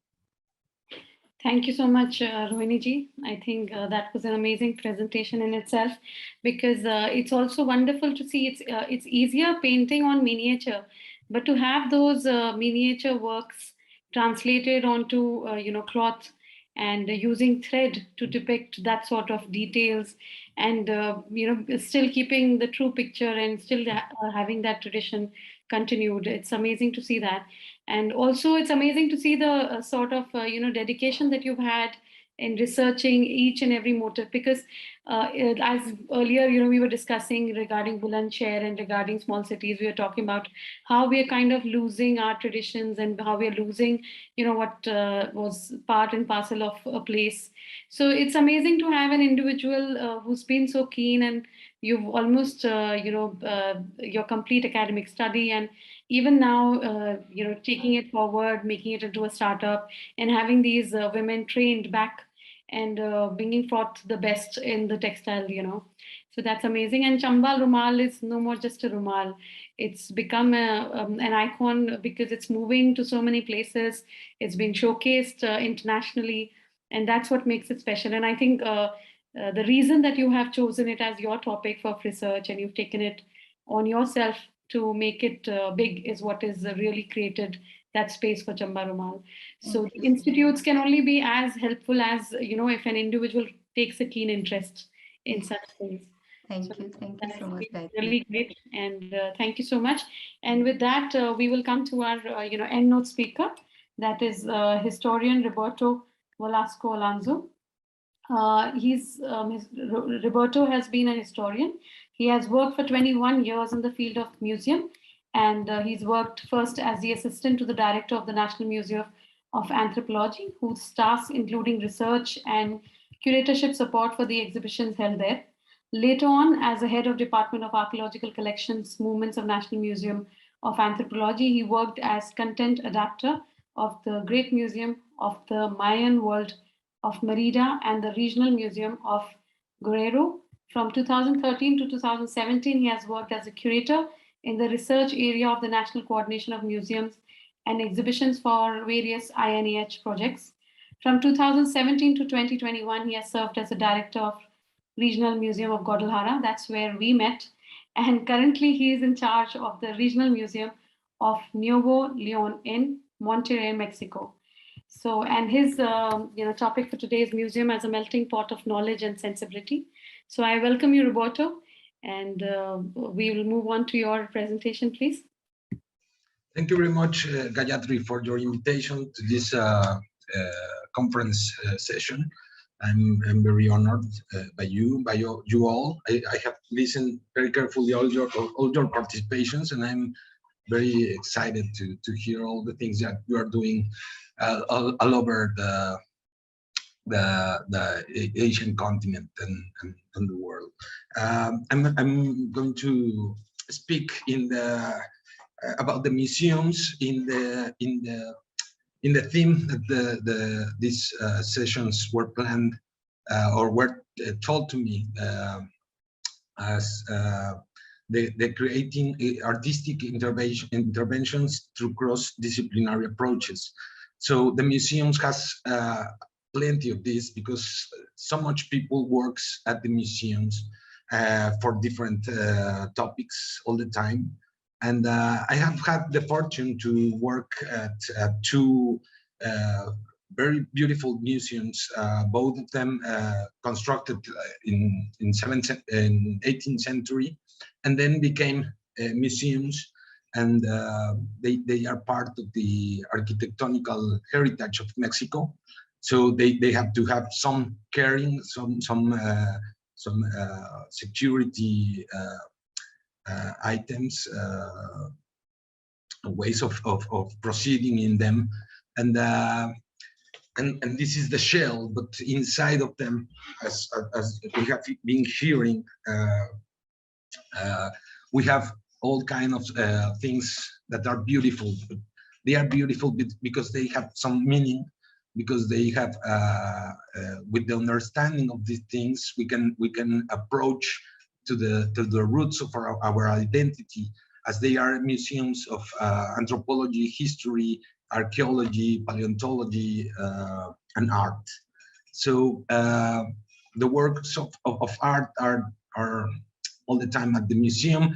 Here we have the dolls that India Embassy loaned us for the event Dr. Gayatri has talked about, and we have had the fortune to work with Germans with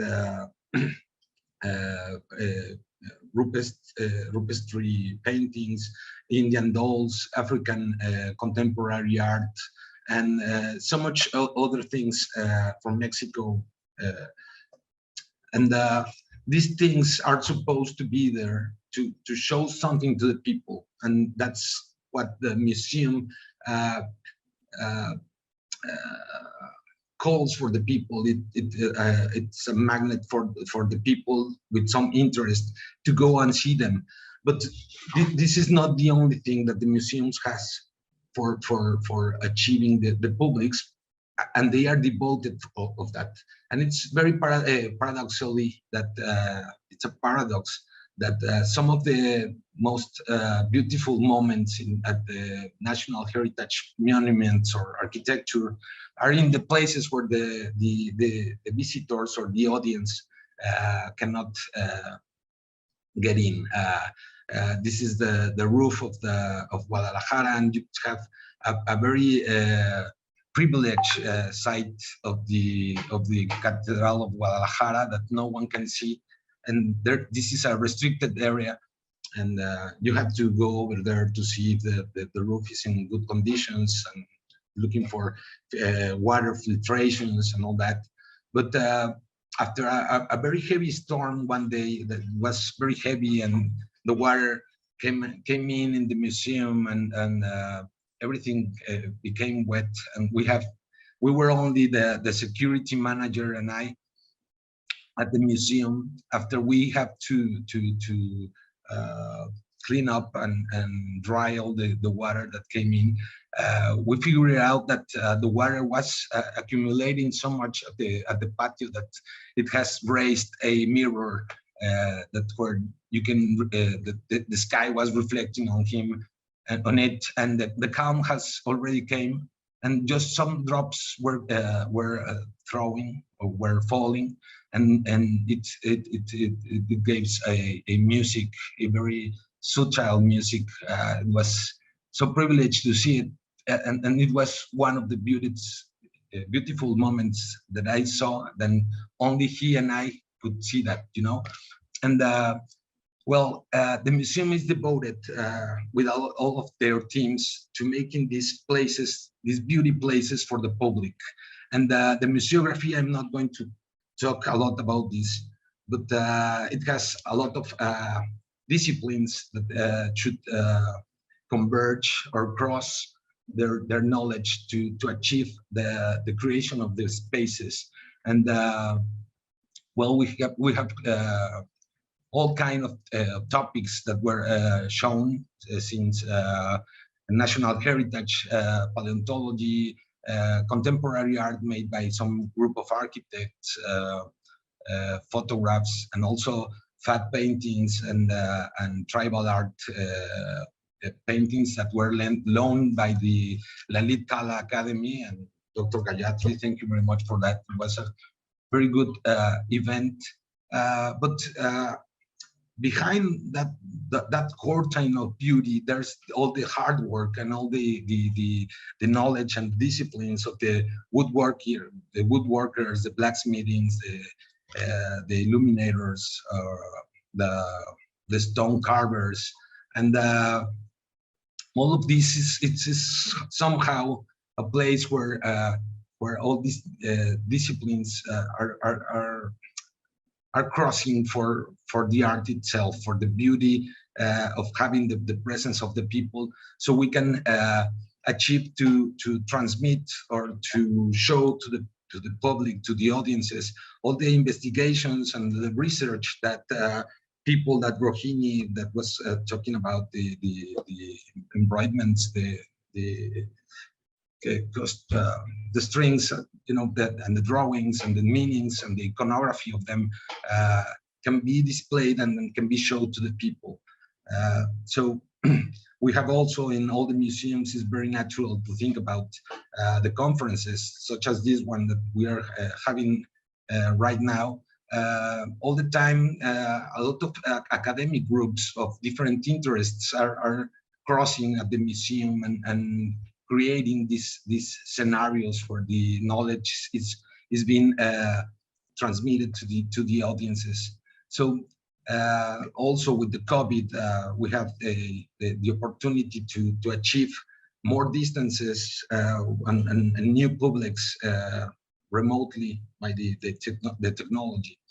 And all of these at the museums, sometimes we have also these other court time or backstage scenarios that it's those things, as they are very old and antiques, they are fragile, and the spaces are not the most correct for them. So the temperature, the heat, the cold, the weather, the humidity, they began to make some struggles or they began to damage all the collections. So the restoration equipment is pretty fundamental for keeping the collections in a good state or in a good condition.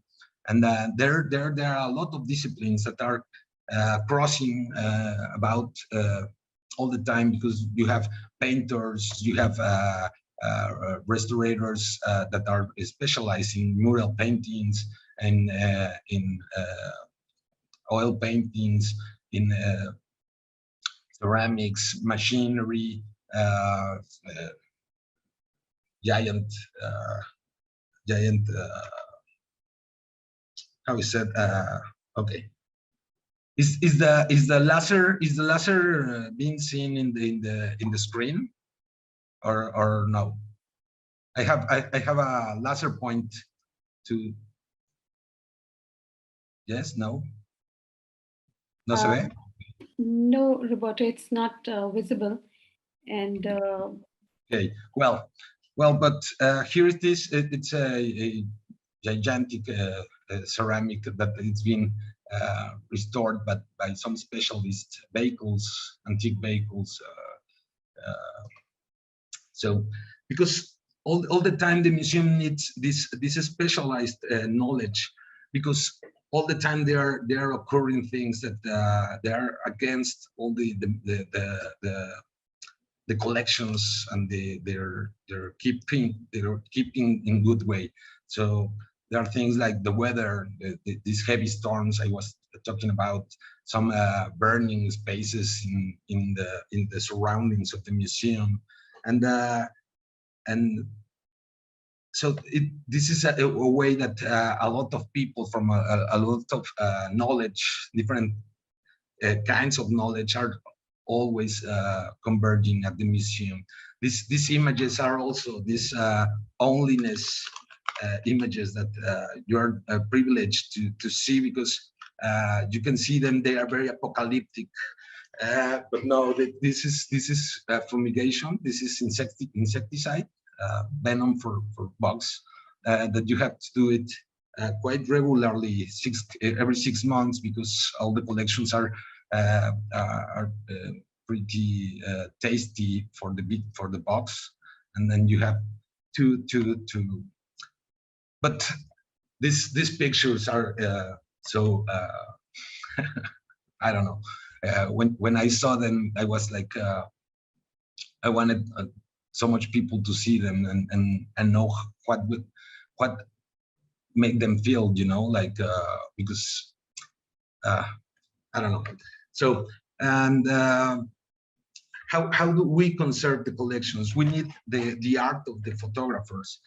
This is a way of having the collection to make a register, such as the one that Sohin was talking about, and that's the way of having a register, and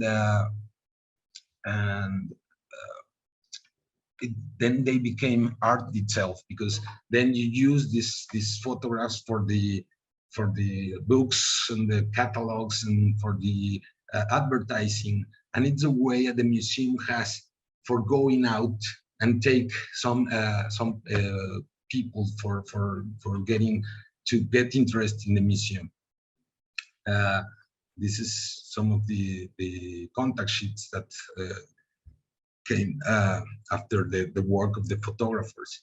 And also when you have no collections and you have to speak about something, you need to make recreations. And then there's the way that the sculptures come to the museum and have to work on the researchers' knowledge to make these recreations to be instead the pieces, and somehow the audiences, when know that they are reproductions or they are not original, they have some disappointment, or they have some I don't know, they don't like them. But it's a way that the string of information that the curator has created to explain some topic can be has the actual or the the needed ports where the understanding can park and the people can understand better. And this has a lot of work and a lot of crafts and techniques for achieving an idea to be materialized. And this is the art in serving to the museums and to the knowledge transmission. There's also when I was hearing about the NFTs that has been talking about, I was thinking about this digital sculpting, that this is very commonly used for recreating the one past that is so beyond of from us that we cannot know it or display it for showing it to the people to understand it. By the only ways by doing these recreations, and they have to sculpt them digitally bit by bit, so they can take us to that time and those places that no longer exist. Okay. Okay, my machine is getting slow. The presentation is a little bit okay, heavy. Okay, and the similar thing occurs at the mounting of the collections. The exhibitions as the treatment for the pieces is that they are used as words, and when you put them together, you need to make a rational phrase that can reach the topic, the point of the researcher the best way. And you need the museographers that has to make this is a different kind, because they are like a smithsman, but in miniature, that can make the holdings for all the collections, so they can be standing safely at the showcases. And also the way that the museographers has to interpret the croquis or the maps or the researchers make, so we can recreate the scenarios where the pieces were found and the pieces we are showing were found. And also the way that somehow the illumination teams, the lights teams, plays with the light for creating these spaces and giving some highlight to some topic, and also for giving to give to the audience the opportunity for these selfie spaces, or these spaces where they can take a picture and get the museum to take it to their places. So the design is very important. I didn't talk a lot about this because there are so much themes that that it's and it's very little time, but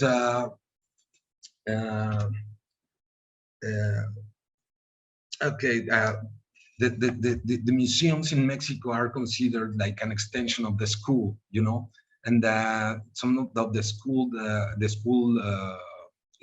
students come to the museum to know or to find out some of the things that they're reading and studying in their classroom books, and there are several techniques with the communicators and the educators. They are not teachers; they are educating teams that make some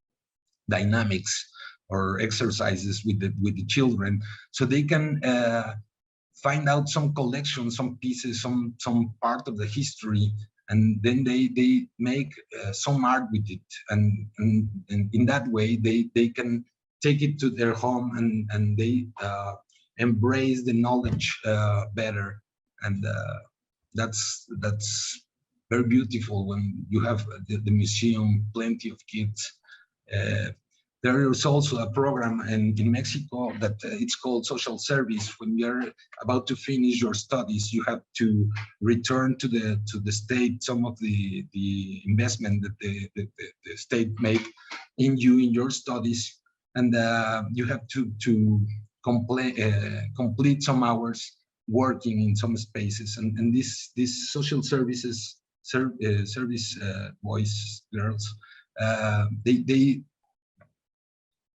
they gift or bring to the museum their knowledge, their ability, their skills for doing things that can be useful to for the atmosphere of the museum, such as this chess that they were making with stones,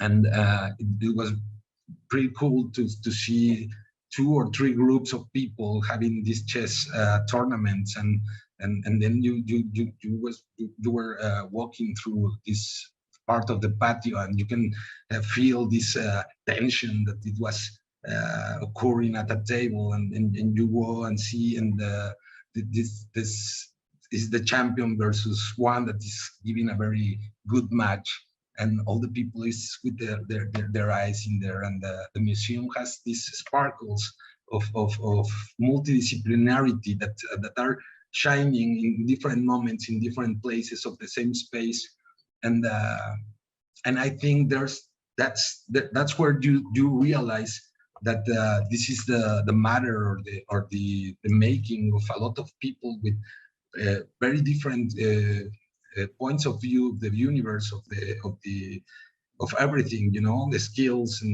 and knowledge and preferences, and they are putting this energy in the museum, and there's a melting of energy that makes these moments to happen, and at the same way there are a lot of schools that they have some troubles. They have their own infestations of bugs. They have their own problems with the electricity power, with the usage of their spaces by authorities, and they have deadlines, and they have to program some how is it, yeah, when they practice their practices, they need to practice together, and they ask for the spaces in the museum, and the museum has its own spaces moving all the time, where you have collections, you have an exhibition, you have maintenance works.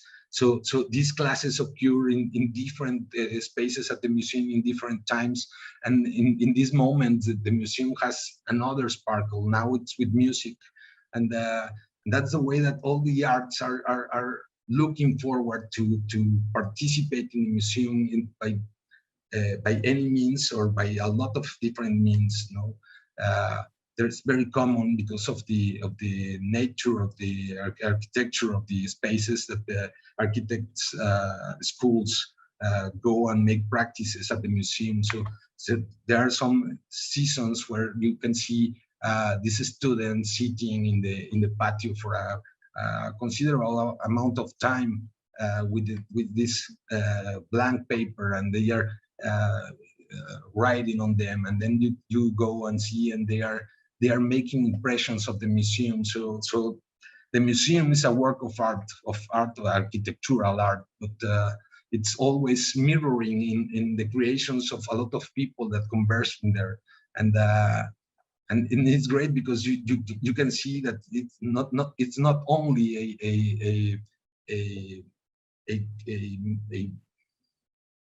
a pot, a recipient of art. It's also it's like it's transmitting art all the time, and inspiration, and all these children and students that go there and make their creations. They get the inspiration, and maybe some of them are going to become great artists or great architects or great something, and it's possible that this spark ignited at the museum can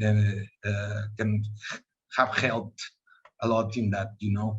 And yes, Roberto, if I may add, Yes, Yes, yes. please, I mean, please. it's totally great because here in Zagreb and our academy in Zagreb, and these are the ways we started collaborating with Lalit Kala, we are Dr. Gayatri, and so. But anyway, our students, we are totally tightly, we are working with the museums, with all kind of museums and the science and craft institutions in Zagreb. You know, with the arts and craft museum, the painting museum, the sculptures, the ceramics, the Institute for Physics and Chemistry, you know, with the archaeology museum, with the anthropology, with all. So, these are the ways we are building a space of museums, spaces of museums as a artist, as a studios, as a laboratories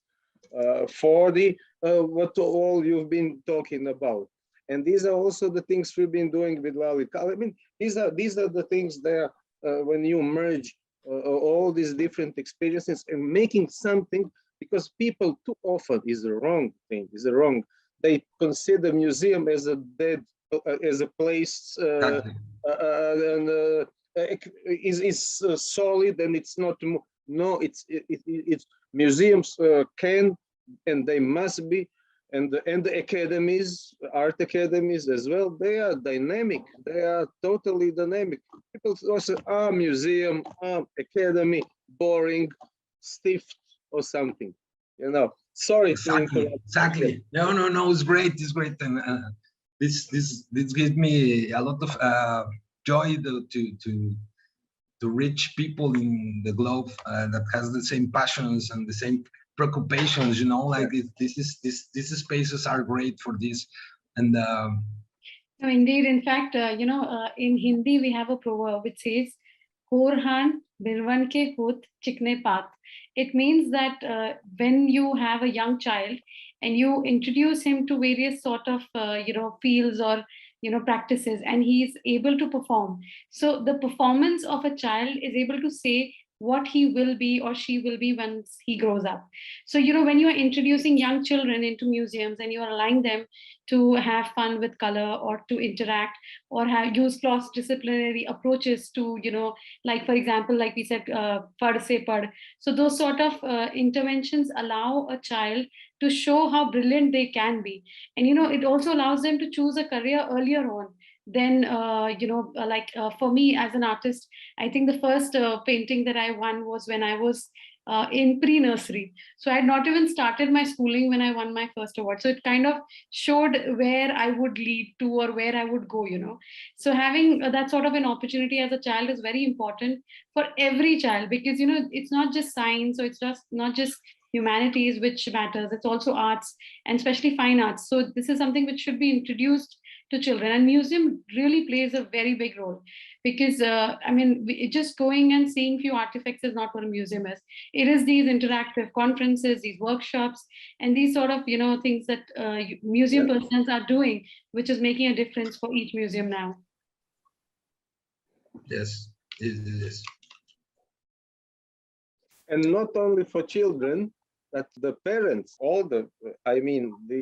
so it's up to us then to introduce the children to for the grown-ups to feel the richness and the power of being introduced to something new and different. Then you can much more easily and more powerfully introduce it to the young people, so they can understand the world and the art and the society and people much more positive and broader. I shut up now, sorry. No, it's great.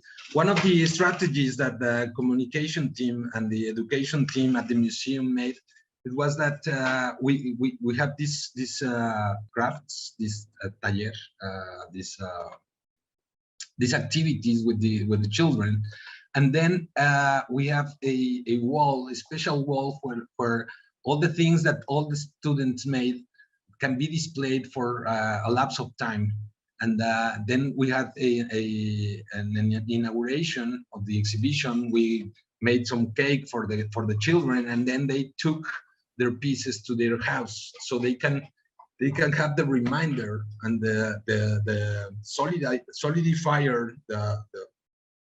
of the idea of the interest, of the joy they experience when they made it, and then when they exhibit as if they were artists. And but the limits, there are no limits. You can have poetry sessions and then storytelling in different languages, in different moments.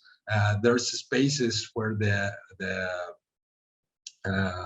traditions are displayed at the museum. These are the Mexican altars, the muertos altars, the altars for the dead on the Day of the Dead that is coming very soon in Mexico. The sorrowful Virgin of Mary. It has its own special day, and we have to make this altar so the people can come and ask for water for rainy season. So as more cries the Virgin for its son that has been dead in the cross, more water, more rain is going to cornfields. These altars are made by different communities or populations in different places in their very special manner. So in every year you are changing the topic, not the topic, the techniques and the elements that the altars has, but the significance for the whole community is the same, or for the country even so. And talking about the children, there are some privilege that the most unprivileged kids has, and at the end of the year we made a posada, that it's a special party, very traditional party in Mexico, where you break the piñata, and only the orphans of some orphanage has this party in here, and this is a moment of a lot of joy for them, because it's this great party in the space only for them. It was on Mondays that the museum was closed, and they have they eat something, they have candies, they have plays, they went across the museum, and it's a way of the museum of giving them something that the life has taken away from them, you know, because the orphans and the children on the street, they don't have the opportunity to go to the museums to learn, to maybe has this spark of inspiration that can make them pass through all these bad things that lives gave them. And after the classes that were made at the museum and in special occasions, it was always the need of some music to be played.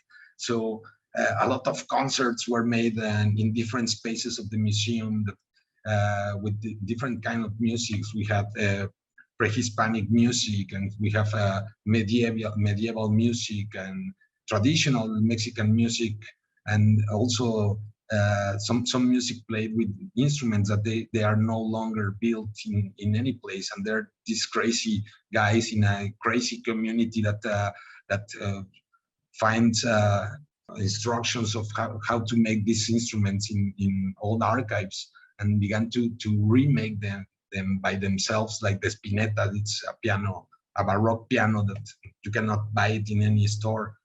And and that's the way that the music, the dance can be at the museum. But what you saw in that places is that it's very different, the kind of people that it's attracted to these different events.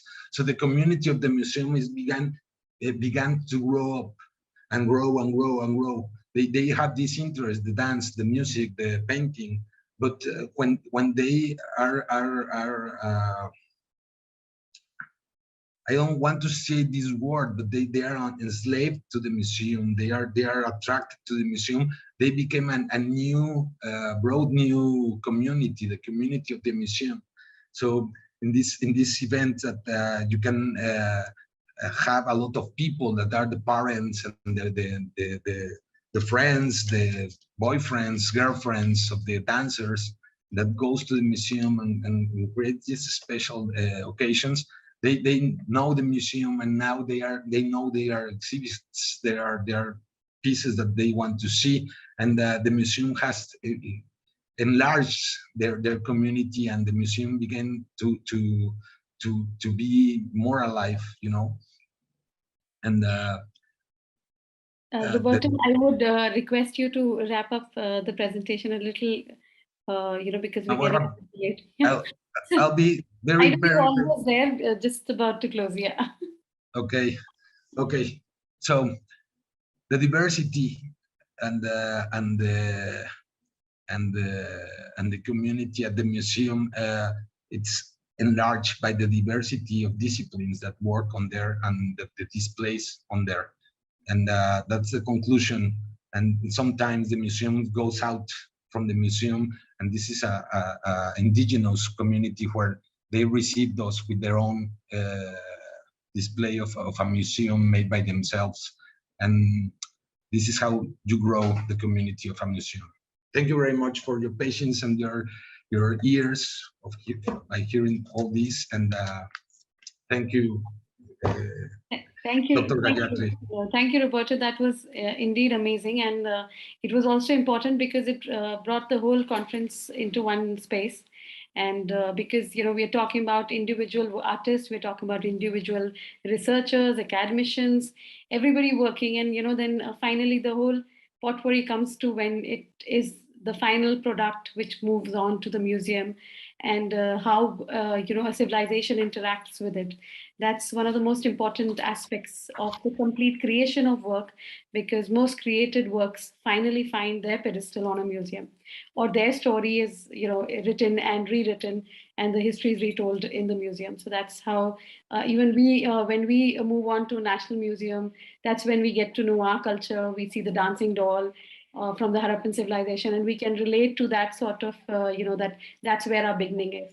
So as a humankind or as a generation, it's very important for us to know our past.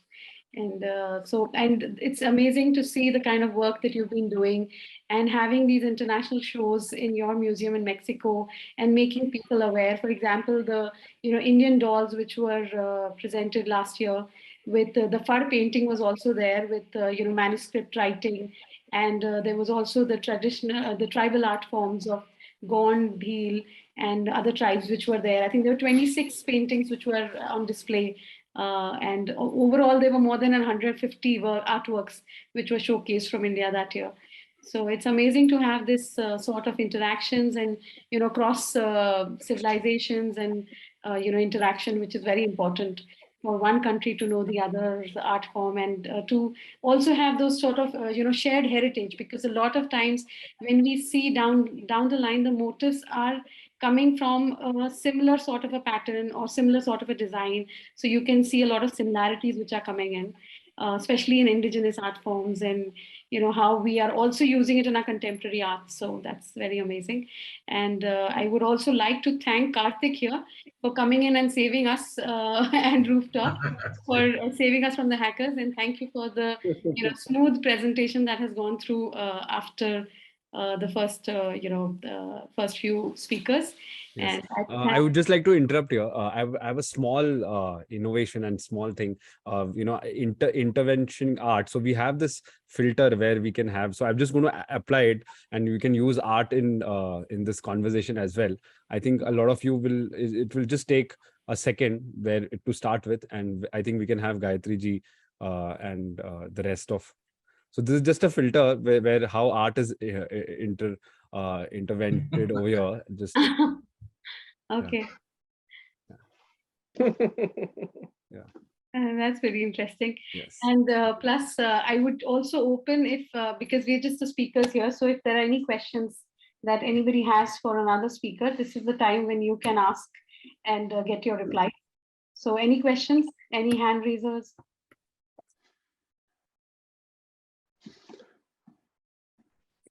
I think, sorry.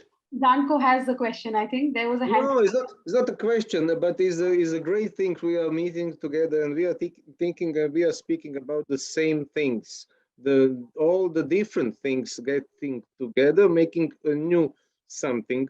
And when you said museums, and the museums is the matter of memory, and especially we are now living in a digital, as we are now digital. digitalized. But if you go to a museum, then you can actually feel it.